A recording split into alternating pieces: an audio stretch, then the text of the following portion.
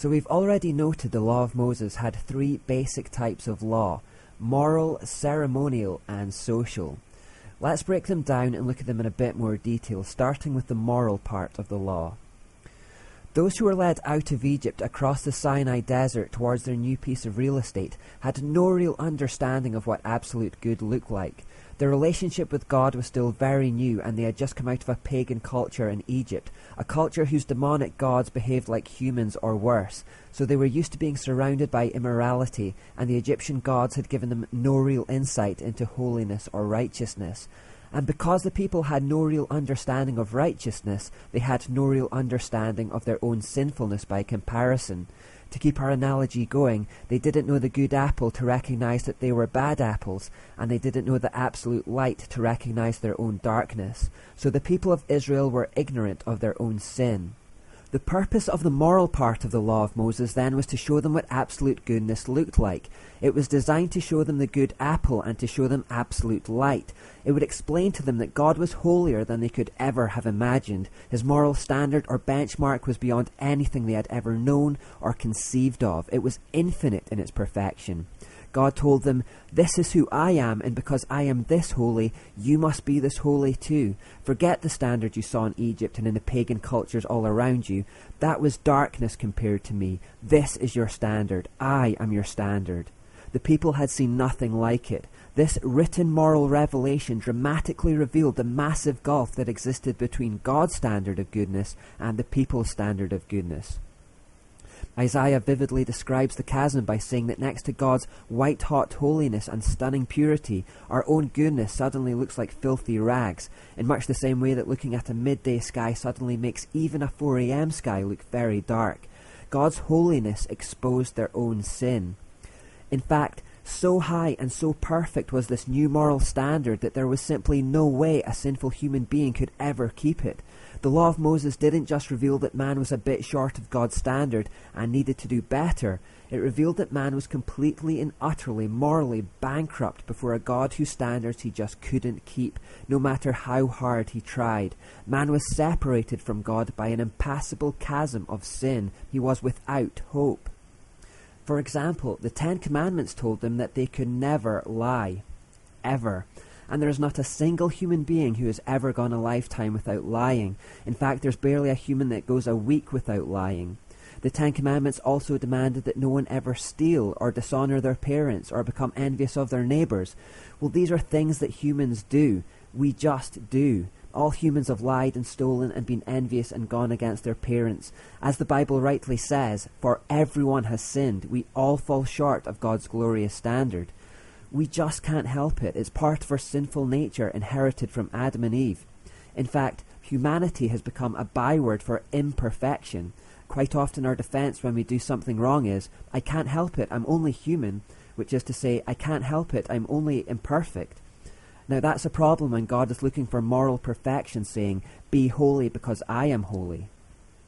What makes all this worse is that God explained to the people that if anyone broke his law, the punishment was death. You see, God is so absolutely pure that not a scrap or shred or even an atom of sin can exist unpunished. If even the smallest speck of sin remained unpunished in his universe, God would no longer be perfect himself and would no longer be God. As a perfect and holy judge, God must destroy it. Remember, we heard that Satan and things consecrated to him have been set apart for destruction. All sin, even the tiniest part, is set apart for destruction by God, and so anyone that sins must die. People often think that a good God would never send anyone to hell, but it's exactly his goodness that means he must send people to hell. God's goodness doesn't let you off the hook, it keeps you on the hook. Imagine if a judge found a man guilty of a savage murder but then let him go unpunished. Would that be a good judge or a corrupt judge? It would be a corrupt judge, of course. A good judge would see that justice was served. So the judge's goodness actually makes him dangerous to the criminal. And it's the same with God. His goodness and holiness means justice must be served and all sin must be destroyed. And all this means that if you have sinned, and you have, he must destroy you.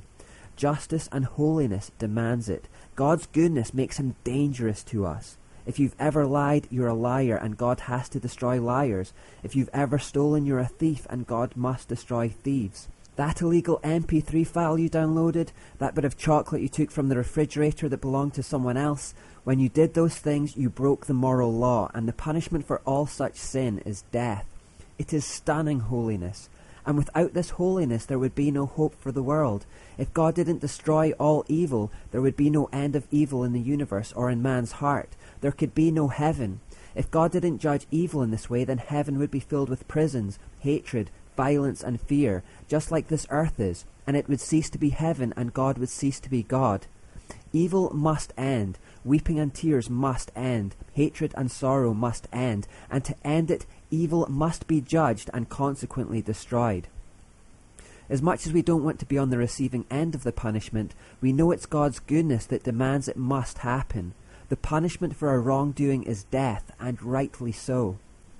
A.W. Tozer wrote, "The vague and tenuous hope that God is too kind to punish the ungodly has become a deadly opiate for the consciences of millions." He also rightly said, "We cannot grasp the true meaning of the divine holiness by thinking of someone or something very pure and then raising the concept to the highest degree we are capable of. God's holiness is not simply the best we know infinitely bettered. We know nothing like the divine holiness. It stands apart, unique, unapproachable, incomprehensible, and unattainable. The natural man is blind to it. He may fear God's power and admire his wisdom, but his holiness he cannot even imagine.